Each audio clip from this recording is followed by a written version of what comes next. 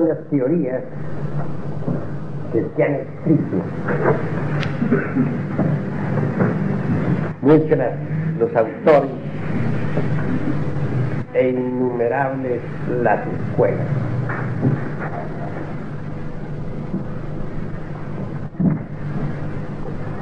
Por todas partes abundan, pues, escuelas y autores que se combaten mutuamente. En la Catedral de Notre Dame de París, dibujado en el suelo, aparece un laberinto. Recordemos al laberinto de la isla de Creta. En el centro de aquel laberinto estaba el Minotauro cretense. Se dice que Teseo logró, pues, orientarse en medio de ese laberinto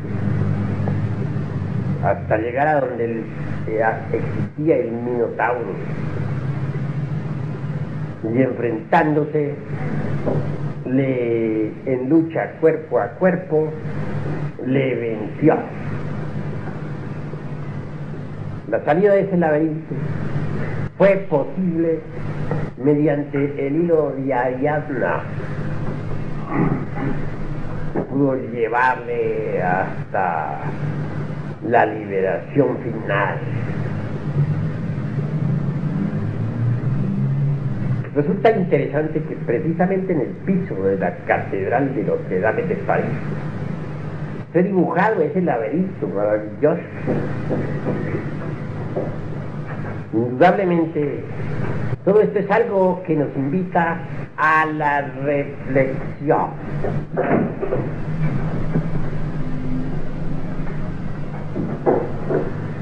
Orientarnos no es cosa fácil. El laberinto de las teorías es más amargo que la muerte. Mientras algunos autores le dicen a uno que los ejercicios respiratorios son magníficos, otros le dicen que son dañosos. Mientras unos afirman una cosa, otros afirman otra. Cada escuela presume que tiene la verdad. Y el laberinto es, pues, muy difícil. Cuando uno consigue llegar al laberinto, tiene que habérselas en lucha cuerpo a cuerpo con el Minotauro cretense. Es decir, con su propio ego, con el yo, con el mí mismo, con el sí mismo. Y solo logra uno salir del centro del laberinto mediante el hilo de Ariadna, que debe conducirnos hasta la luz. Pero la mayor parte de las gentes se pierden entre el laberinto de tantas teorías, de tantas escuelas y de tantas confusiones. ¿Cómo hacer para orientarnos? ¿De qué manera? Obviamente nos debe interesar el despertar de la conciencia. Solo así podemos verdaderamente caminar con éxito dentro de aquel misterioso laberinto. Pero mientras no hayamos despertado, estaremos confundidos. Algunos hasta se entusiasman por estos estudios momentáneamente y luego los abandonan. Hay quienes con la cabeza rellena de teoría creen haber descubierto ya el camino secreto, aunque anden bien dormidos.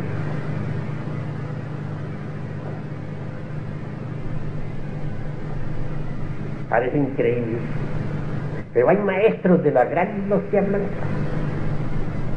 verdaderos gnósticos en el sentido trascendental de la palabra, despiertos radicalmente, autorrealizados, absolutamente. En lenguaje alquimista diríamos sujetos que tienen ya en su poder la gema preciosa. Y sin embargo no saben ni leer ni escribir. Absolutamente analfabetos. Pero eso sí, autorrealizados y despiertos.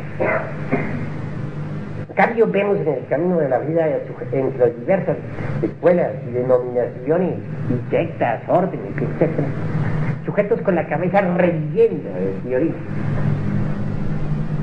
Individuos con rica erudición, pero con la conciencia completamente dormida.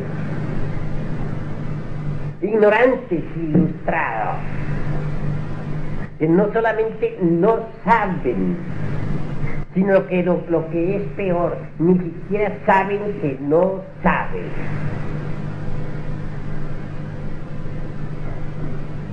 Eso se pierde. Cumplida sus 108 existencias, ingresan en la involución sumergida de los mundos infiernos. Pero ellos creen que van muy bien, eso sí. Y cuando se les interroga, demuestran una erudición sorprendente. Mente chispeante, con conceptos relampagueantes, con proverbios luminosos, contundentes y definitivos. Pero, ¿de qué le sirve todo esto?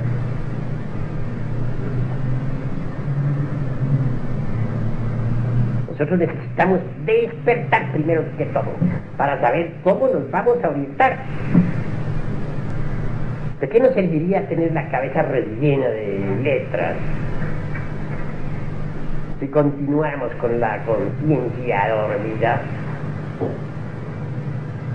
Más valdría ser analfabetos, pero despiertos.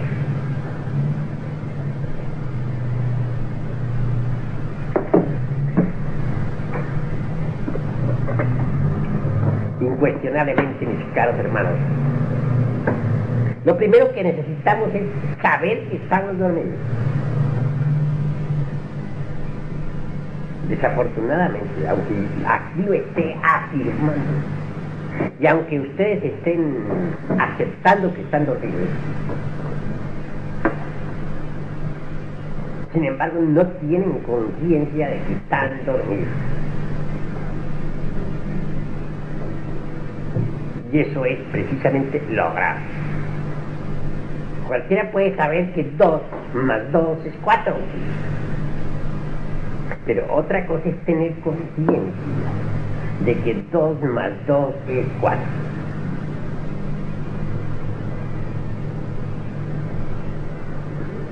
Hay verdades sumamente simples, que cualquiera intelectualmente las repite y cree que se las sabe.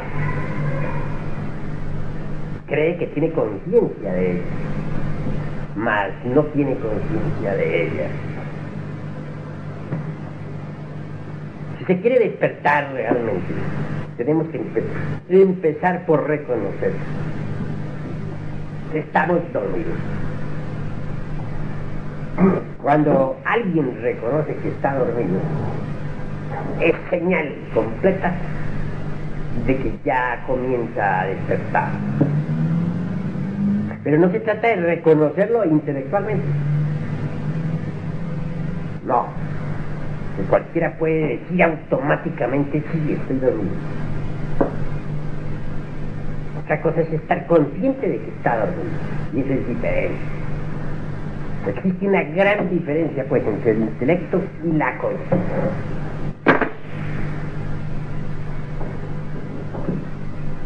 En el mundo práctico, tenemos nosotros que aprender a determinar asociaciones específicas, inteligentes, para la vida en los mundos superiores. Durante el mal llamado estado de vigilia, estamos asociados con todos los seres humanos, ya a través del trabajo, o en el hogar, o en la calle, etcétera, etcétera, etcétera. Durante las horas del sueño existen también asociaciones. Esas son el resultado específico de aquellas mismas que hemos o que tenemos en el mundo físico. Por ejemplo, si un sujeto XX, no importa quién, vive en la cantina, obviamente sus asociaciones serán con briagos, y en los mundos internos, durante las horas del sueño y después de la muerte,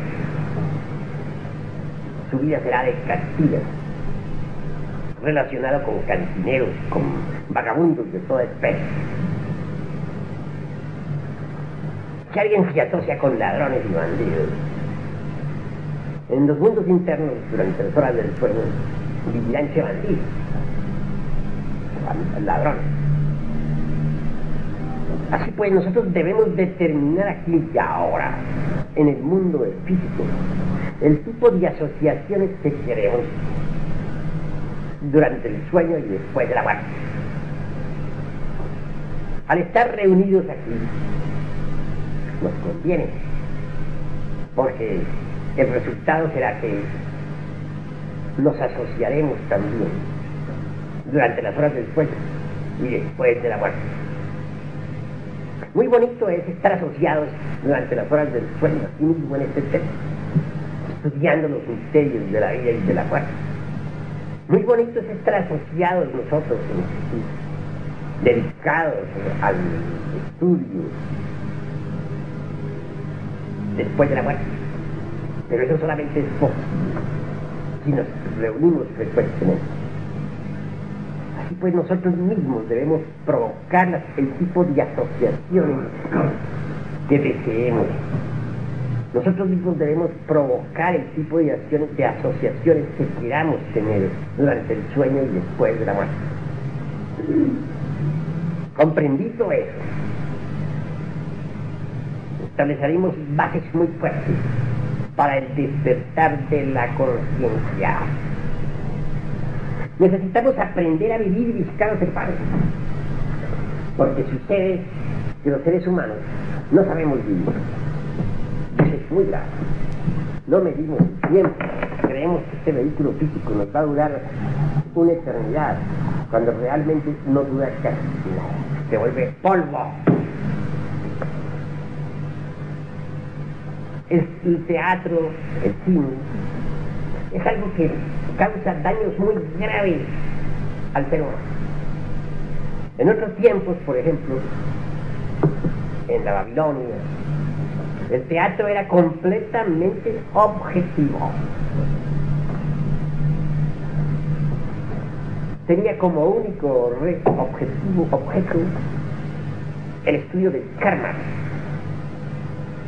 y la ilustración que debía darse a los asistentes. Los actores no se aprendían de memoria ningún papel. Aparecía alguien en escena sin haber estudiado ningún papel. Sinceramente se autoexploraba a sí mismo, con el objetivo de saber. Era lo que más anhelaba, y eso que más deseaba era lo que hablaba. Supongamos que quería beber, entonces sinceramente exclamaba: tengo ganas de beber. Otra vez que aparecía por ahí, escuchaba aquella frase, se autoexploraba a sí mismo, a ver qué sentía en ese interior, y lo que sentía respondía: yo no quiero beber, por el alcohol fui a la cárcel, por el alcohol estoy en la miseria, si eso era lo que realmente le había sucedido, pues no iba a firmar algo falso. Cualquier tercero, porque para eso tenían un grupo siempre de actores. Parecía isofacto también. No iba a decir otra cosa sino lo que sentía en el fondo de su conciencia. Algo que él había vivido, que se relacionaba con lo que estos dos estaban diciendo. Yo, pudiendo, tuve dinero, mucho, un hogar hermoso, una mujer, unos hijos, pero por estar bebiendo vino, vean cómo quiere, señores. Más allá apareció una pobre mujer, por narcisista.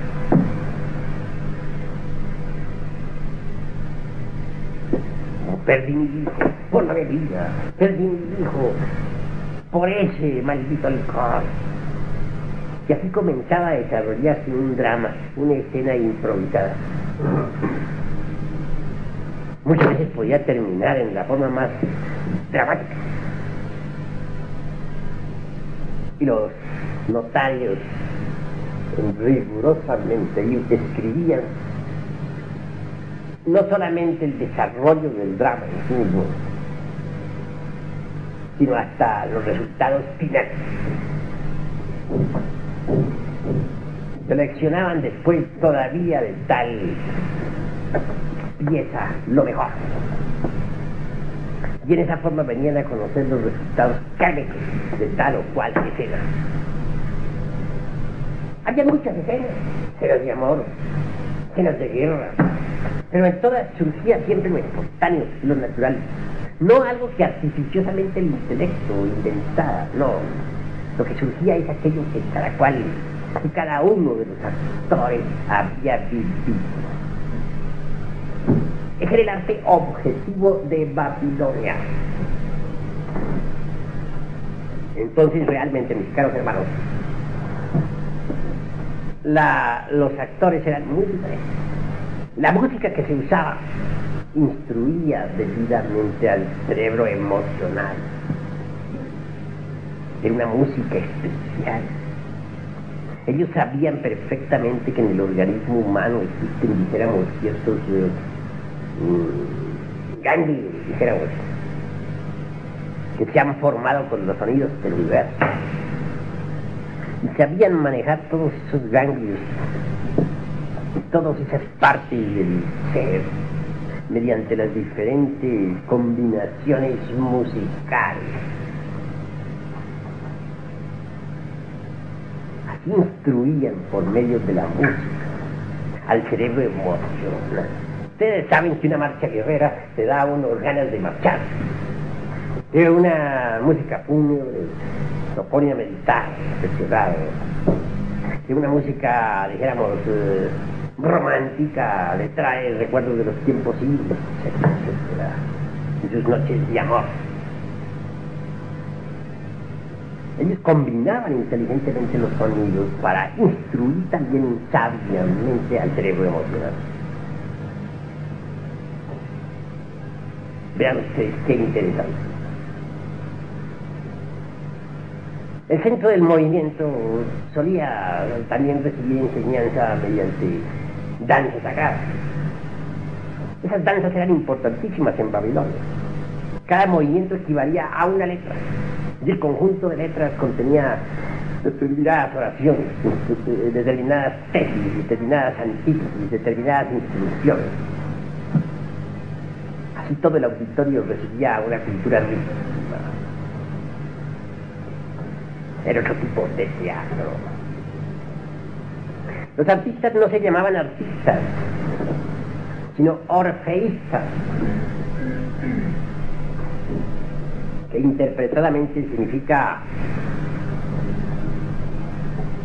sujetos que sienten con entera precisión las actividades de la esencia, de la conciencia. Pero después de la cultura grecorromana, el teatro se degeneró. Y ya los artistas y ya los orfeístas desaparecieron. Surgieron entonces los llamados artistas cómicos, los actores.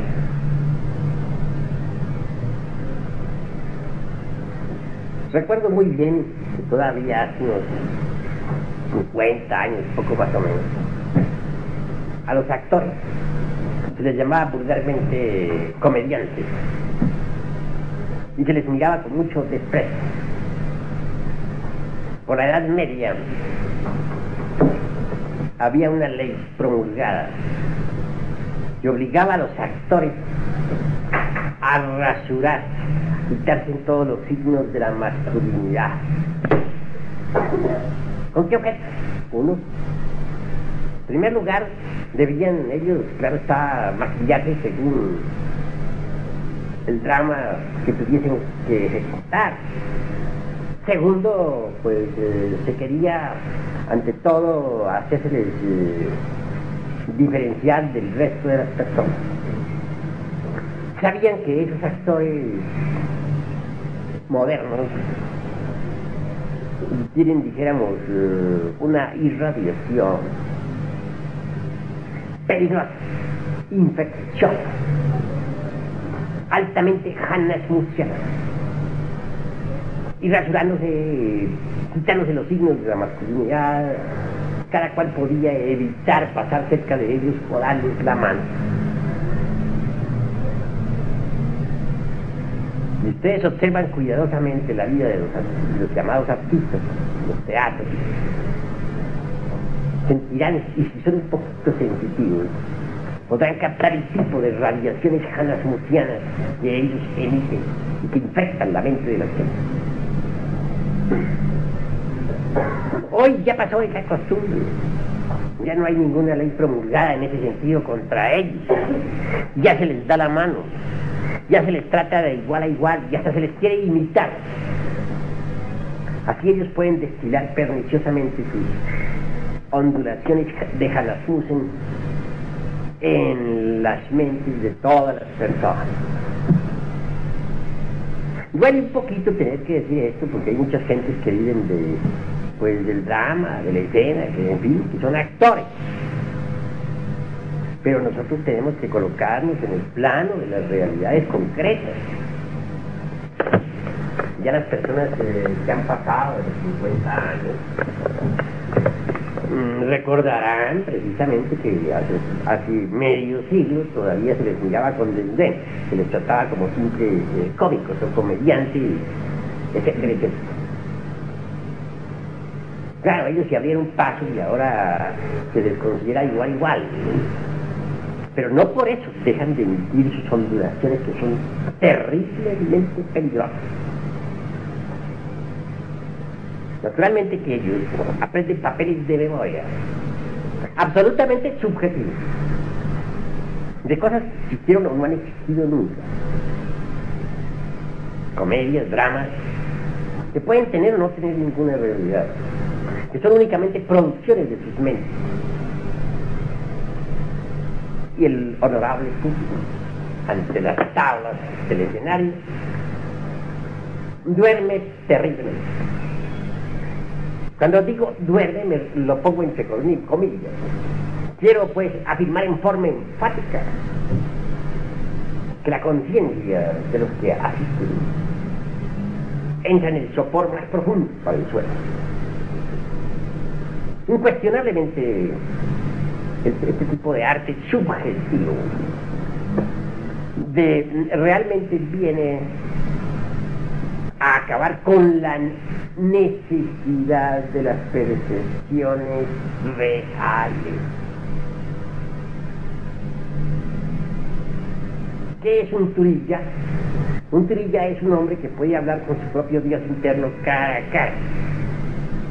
Pues bien, este arte de tipo subjetivo realmente nos impide el llegar al estado de turillas. Por eso resulta pernicioso. En nombre de la verdad, yo les digo a ustedes que en lo personal no me agrada a mí absolutamente el cine ni la televisión. Cuando alguna vez por curiosidad me he estado mirando algo en televisión, después he tenido un remordimiento de conciencia espantoso. He tenido que proceder a limpiar todos los elementales o elementarios que se formaron en mi aura. Y no vuelvo a quedar tranquilo hasta que desintegro el último de ellos. Porque sucede que al ver esas escenas, uno con la mente repite automáticamente lo que está viendo. Y entonces la esencia de la mente toma forma. Con la esencia de la mente, como dijera Mr. Lee, se forman elementarios. Elementarios iguales a los que uno ha visto en la pantalla. Dotados de que se roban parte de la conciencia de uno. Que vienen a vampirizar ya uno su propia conciencia. Esos ya establecidos en la mente causan mucho daño. Se roban, repito, una parte de la conciencia de uno. Se convierten en criaturas vivientes dentro de uno. Cuando he estado mirando, repito, una televisión, un cine, después he tenido que sufrir mucho, desintegrando los elementarios que se forjaron en mi mente, se formaron. Y logro al fin desintegrarlos a base de trabajos conscientes y padecimientos voluntarios. Por tal motivo, definitivamente renuncié a la televisión, al cine, a todo. ¿Les explico? Para que ustedes sepan orientar. Porque si uno quiere verdaderamente llegar a despertar, tiene que saber vivir. Si uno quiere desenvolverse conscientemente en los mundos internos, convertirse en un investigador competente de la vida en los mundos superiores, obviamente tiene que promover sus propias asociaciones como la que en este momento tenemos. Estamos reunidos en plena asamblea, son extraordinarios. Estamos platicando sobre el despertar de la conciencia. Eso es magnífico, porque estamos promoviendo asociaciones extraordinarias en el mundo superior. Salir a ustedes ahora a sus casas, al caer los cuerpos de ustedes dormidos en sus respectivos lechos, obviamente saldrán del cuerpo. Y al salir del cuerpo, claro, que vendrán a reunirse entre sí nuevamente en la forma que están reunidos esta noche, aquí en el físico. Así se reunirán allá también, en el astral, para lo mismo, para el estudio del despertar. Y que es claro que recibirán la ayuda de los maestros de la fraternidad oculta. Están promoviendo pues asociaciones extraordinarias para los mundos superiores. Pero si ustedes no estuvieran aquí, sino en una cantina, una casa de juegos, en un cabaret, al dormir sus cuerpos esta noche, la esencia de cada uno de ustedes esté afuera, es decir, sus valores internos ya afuera, se encontraría nuevamente, se asociarían, pero ya no sería para estudiar el despertar. La conciencia se irá despertando y al fin un día quedará completamente despierta.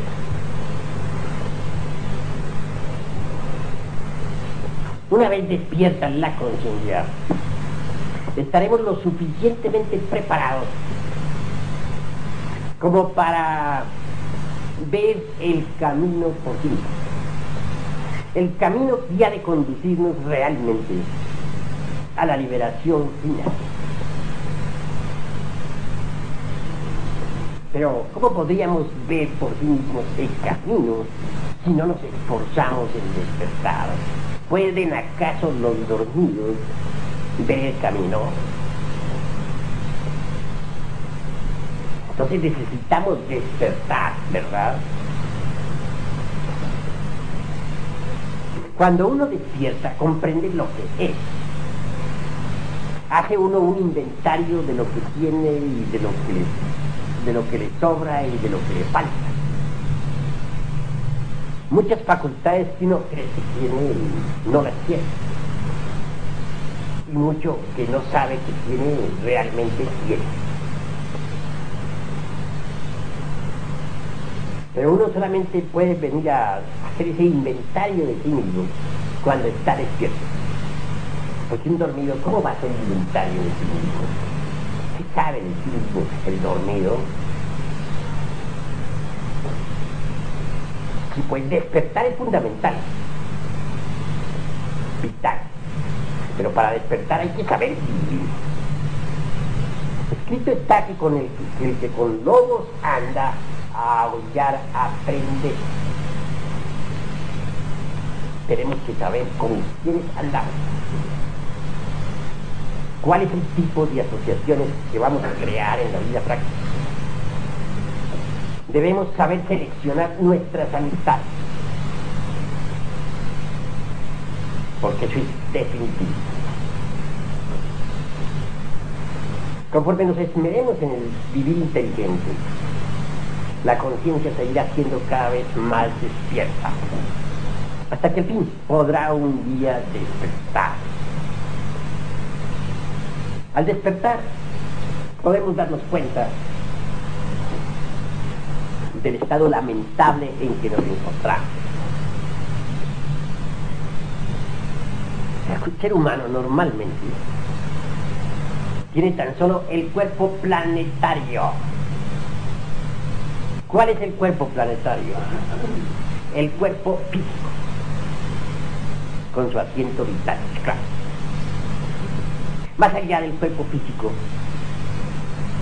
lo único que hay es una suma de agregados psíquicos, inhumanos.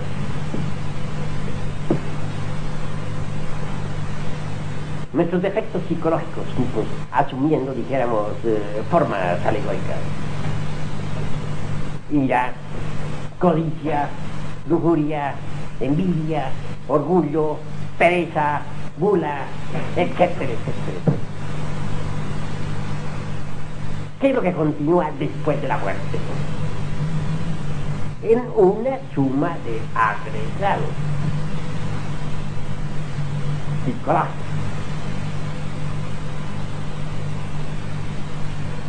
Si decimos que después de la muerte continúa un montón de diablos, no estamos exagerando, es verdad. Ya vemos ira, codicia, envidia, etcétera, etcétera, pero eso es lo que continúa. No poseemos ciertamente un centro, dijéramos, permanente de conciencia. No. Desafortunadamente, la esencia es enfrascada entre todos esos agregados inhumanos. No hay, pues, una individualidad permanente en el animal intelectual equivocadamente llamado hombre. La individualidad es algo que hay que lograr. Si queremos individualizarnos, debemos desegoizarnos. Solo mediante la desegoización es posible la individualización. ¿En qué forma podríamos desegoizarnos? Eliminando los elementos inhumanos que llevamos dentro.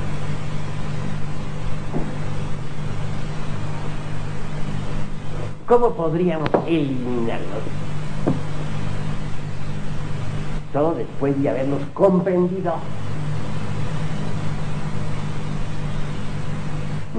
Nosotros podemos, por ejemplo, saber que tenemos ira, pero no tenemos conciencia de que tenemos ira, su existencia.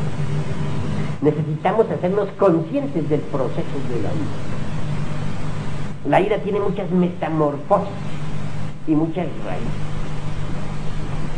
Hay ira por la lengua, hay ira por el ánimo,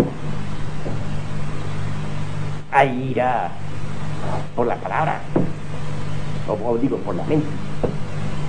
Son distintas formas de la ira. Hay formas de la ira que se deben al amor propio. Alguien ofende nuestro amor propio y sentimos ira.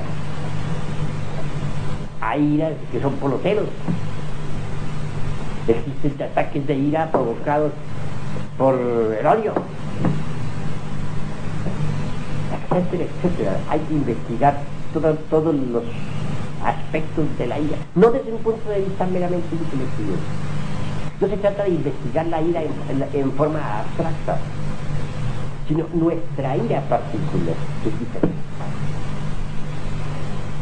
Si vamos por la calle, por ejemplo, y de pronto alguien nos insulta sin motivo alguno y reaccionamos furibundos, es obvio que al llegar a casa debemos reflexionar. ¿Por qué reaccioné de esa forma? ¿Cuál fue la causa para haber reaccionado? Hacerte consciente de ese aspecto de la ira. Otro día cualquiera tuvo un ataque de ira por celos. Habrá que reflexionar sobre esos celos. ¿Por qué se provocaron esas cosas? Y así conocer cada faceta de la ira.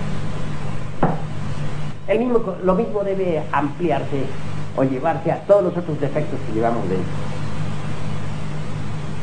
La eliminación solamente es posible con ayuda de la Divina Madre Kundalini.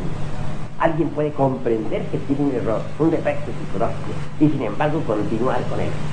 Eliminación es decir, solamente es posible eliminar con ayuda de Devi Kundalini. El mayor grado de poder de Devi Kundalini se halla en el sexo. No quiere decir esto que por el motivo de no ser un individuo mujer o una mujer no tener varón, no vayan a eliminar sus errores. Claro, siempre contarán con la ayuda de la Madre Kundalini. Lo que quiero decir es que la fuerza principal de Devi Kundalini es el sexo. Que si alguien tiene la suerte de tener una esposa o una mujer que tiene su marido, bien pueden trabajar en la forja de los ciclos y solicitar a Devi Kundalini en pleno trabajo elimine tal o cual defecto psicológico que ya se ha comprendido debidamente. Así es como vamos muriendo de instante en instante, de momento en momento. Ante todo es necesario hacernos conscientes de lo que significa la muerte del yo. La base, el fundamento de cualquier progreso estriba en la muerte. Porque solo con la muerte adviene lo nuevo. Si el germen no muere, la planta no nace. Sucede que la mayor parte de los estudiantes esotéricos se olvidan de la muerte. Solo piensan en perfeccionarse, adquirir poderes y lo que sea, pero olvidados de la muerte. Si uno va al cine, quiere decir que se olvidó de la muerte, ¿verdad? Porque cuando uno quiere morir en sí mismo, no va al cine, ya no le interesa el cine. Porque yo no he visto que a un muerto, un cadáver metido entre un ataúd, le interese el cine. Si uno va pues si uno se está distrayendo muy bonito con la televisión, debe estar demostrando hasta la saciedad que se olvidó de la muerte. Porque ningún cadáver se va a sentar a ver televisión. Esto de la autorrealización es algo muy serio, no se puede tomar en juego. Si es autorrealización lo que queremos, la base es la muerte. En la iglesia gnóstica vemos nosotros que no falta siempre un gran ataúd. Precisamente una de las cámaras de la iglesia gnóstica es mortuoria. Y allí ve uno un hermoso y bellísimo ataúd. En las logias también nunca falta un ataúd. Es lamentable que no tengamos un ataúd cuando aquí debería haberlo. ¿Sí está ahí? Bueno, no lo he visto, si está o no está. Debería estar un poquito más visible, ¿no? Porque es muy importante.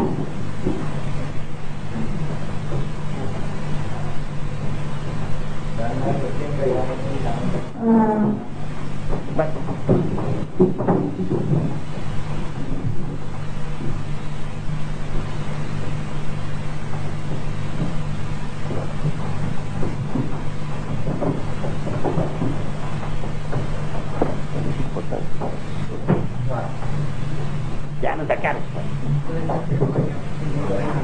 ¿Sí? Yo creo que hasta en tercera cámara vamos a necesitar de colocar un ataúd ahí en el centro. En fin. Pueda que la hermana María sienta grave tener un ataúd ahí en el santuario, ¿no? Bueno, si el esposo de ella no protesta, pues lo tendremos, ¿no? En todo caso, el ataúd, aunque sea pequeño, es el símbolo viviente de que estamos dispuestos a morir, de que es necesario morir para ser. No olvidar la muerte. Con justa razón los monjes de la Cartuja, en España, tienen un saludo muy especial. Hermano, de morir seremos. Contesta el otro monje, hermano, eso ya lo sabemos.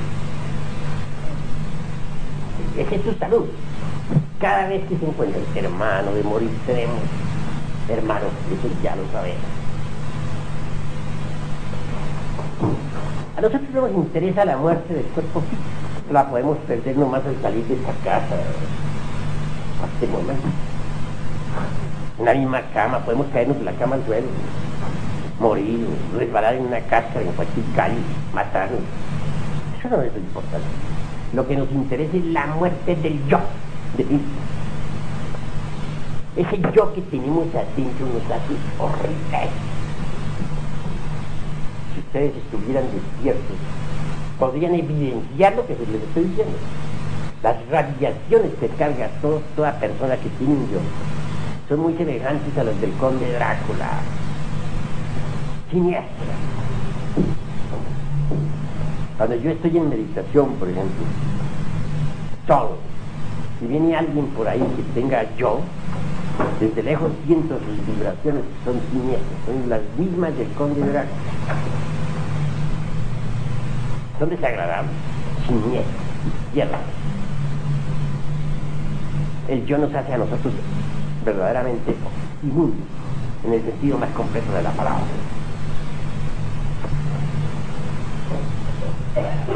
Así pues, uno cuando ya consigue eliminar el yo, desintegrar todos los elementos inhumanos que lleva dentro, queda entonces sí radicalmente despierto, en un 100% despierto. Sí, obvio.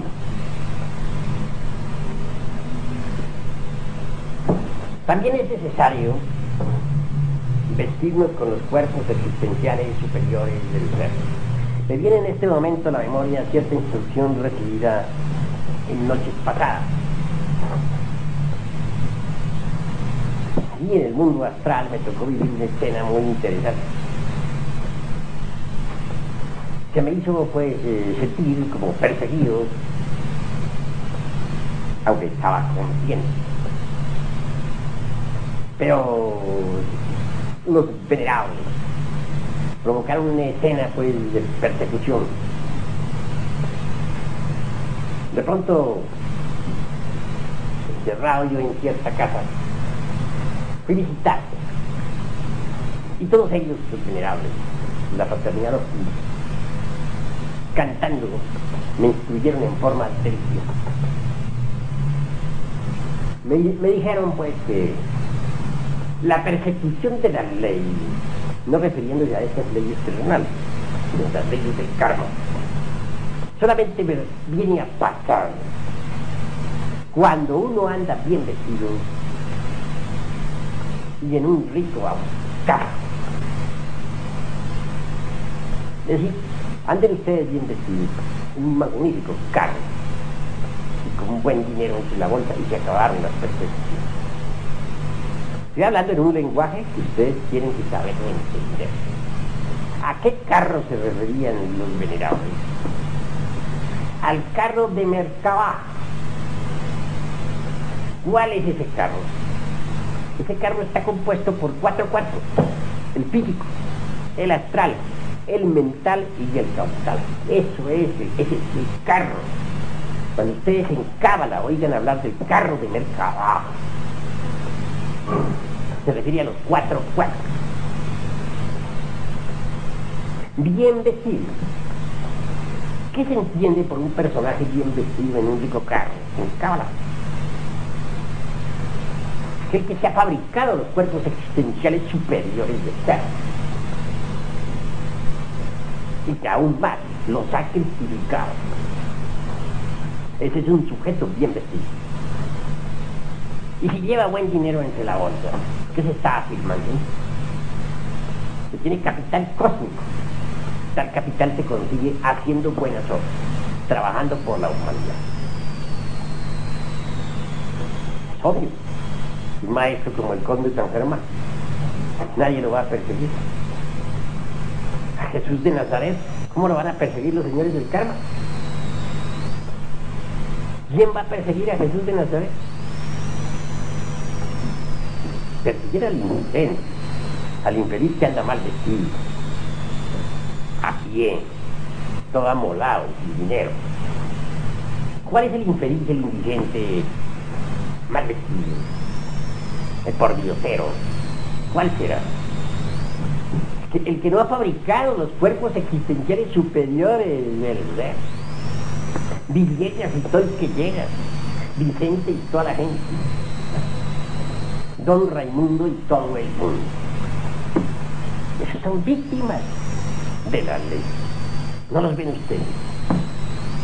Van de aquí para allá siempre en la desgracia. Nacen sin saber cómo y mueren sin saber por qué.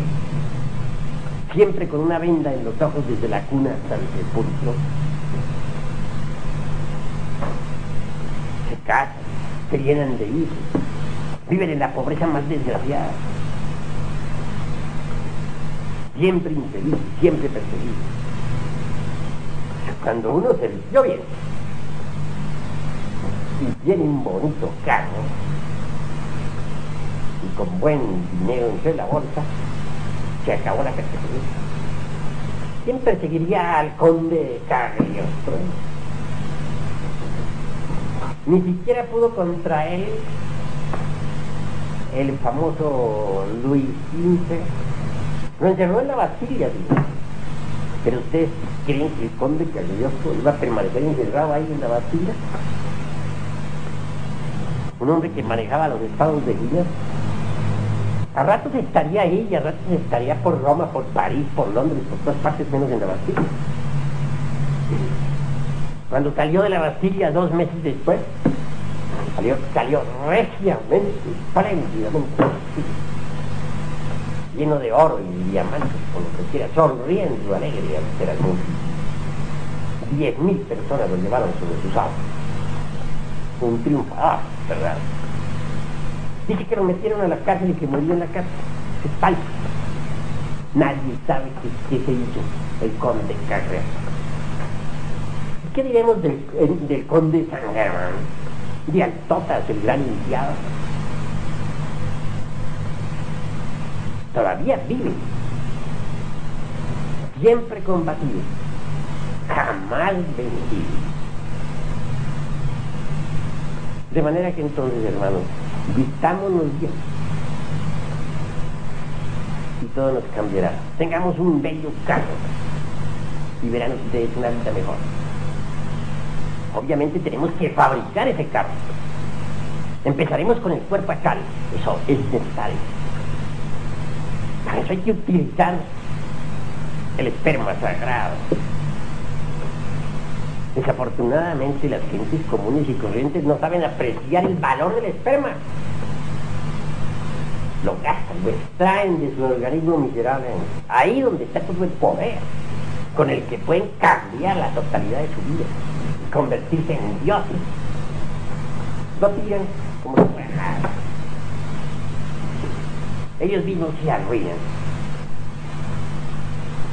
Así mismo se condenan a la desgracia. Se transforma ese esperma, se convierte en energía. Las cosas cambian.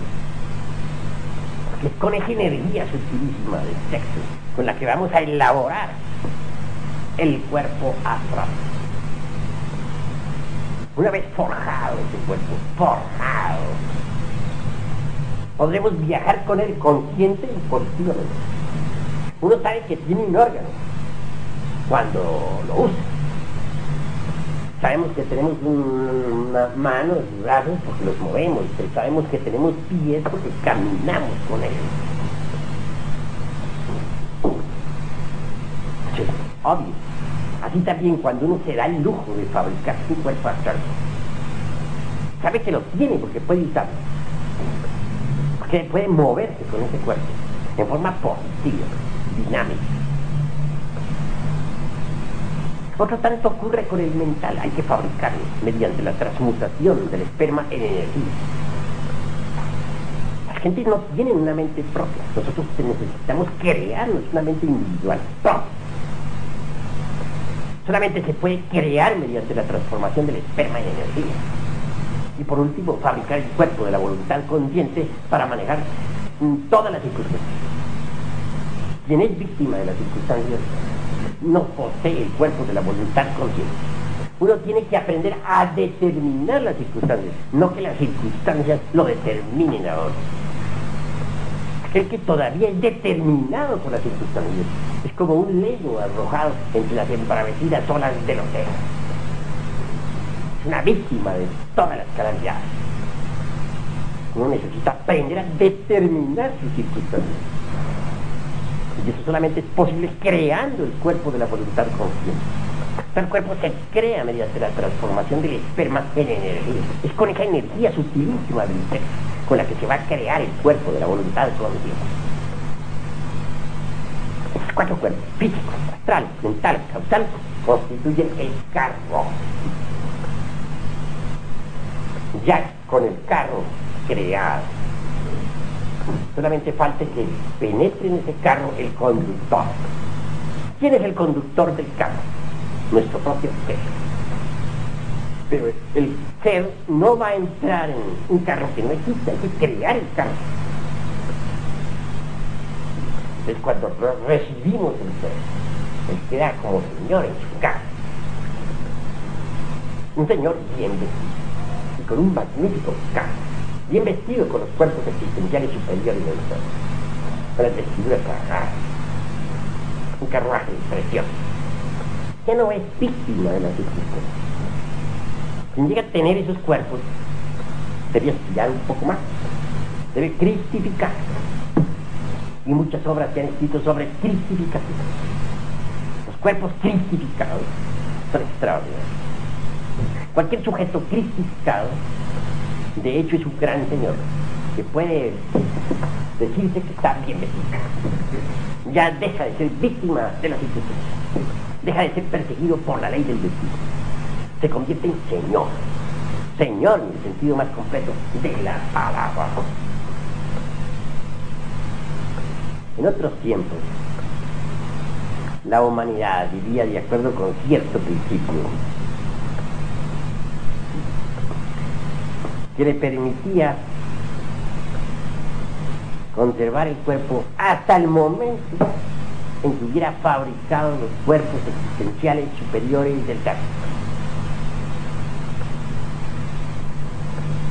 Pero es que en esa época la humanidad cumplía con el deber cósmico. ¿Cuál es el deber cósmico? Vivir siempre despierto. Un individuo que se lee un libro a 500 kilómetros por hora, de página a página, y dice, ya me lo sé, está arruinando el cerebro intelectual. No está cumpliendo con el deber cósmico. En nombre de la verdad, yo les digo a ustedes esto.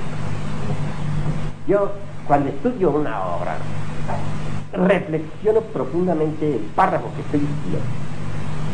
Medito en ese párrafo y no paso al siguiente hasta haberme hecho consciente del párrafo que estudio. Si no lo he comprendido, no lo sigo, porque es absurdo que sí.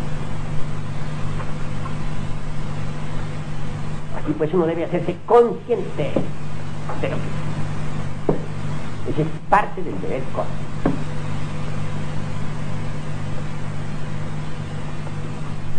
Seguimos con el centro emocional. Y dejarse uno llevar de las emociones violentas. Esas son. En las plazas de toros de Venezuela, escandalosas. Mujeres que les desenfreno de sus pasiones y se quitan la ropa interior y se la arrojan a los toreros y los zapatos, pero quedan perfectamente locas. hombres haciendo barbaridades. Por último sacando el toreo enorme, como un gran señor, cuando no es más que un pobre toro.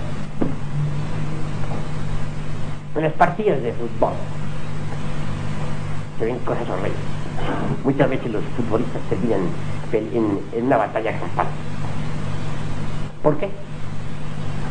Si se examina el motivo, encontramos que es imbécil, absurdo. Hay quienes justifican el fútbol, quienes dicen que el fútbol se lo debemos a los antepasados, que los aztecas lo jugaban. Hay quienes dicen sí, aquí tenían también la taquilla donde vendían los boletos. Eso es falso. La bola de fútbol representa entre los aztecas al sol. Y cuando ellos tenían su juego ese, representaba la lucha de la luz con las tinieblas. Era un movimiento ritual previamente estudiado.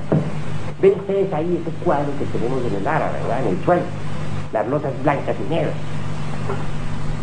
representan la lucha entre la luz y las tinieblas.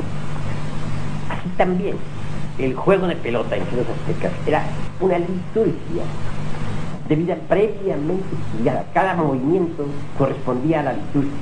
No habían movimientos a la loca, todos estaban previamente trazados. Con todos esos movimientos se simbolizaba o alegorizaba la lucha entre los poderes de la luz y los poderes de las tinieblas. Un juego similar estuvo establecido en las catedrales góticas de la Edad Media en Europa. Tal juego se verificaba y se realizaba exactamente dentro de las catedrales. Y era parte de la liturgia dirigida por el cura, para simbolizar la lucha entre los poderes de la luz y de las tinieblas. Pero ese jueguito tonto de los futbolistas no tiene tradición ninguna, excepto la de un pobre tonto también en Inglaterra que un día se le ocurrió llenar de aire una vejiga de esos de redes de hule, envió que ya la infló, que el globo estuvo inflado, lo envolvió en un pedazo de cuero, lo cosió y se puso a darle patadas. A los pocos días sucedió que por todas partes en Londres la prensa pues protestaba porque muchas señoras les tumbaban el sombrero con las tales bolas esas, los vidrios de las casas se volvían pedazos y se vino la policía, pero no se logró acabar con ese bicho que se propagó mundialmente. Ahora que es muy serio, dice, y lo han vuelto serio. Volver serio la tontería de un vagabundo, de un tipo que no tenía trabajo en Londres. Eso es de lo más estúpido. Bien, vean ustedes lo que son los dos. Si un futbolista en pleno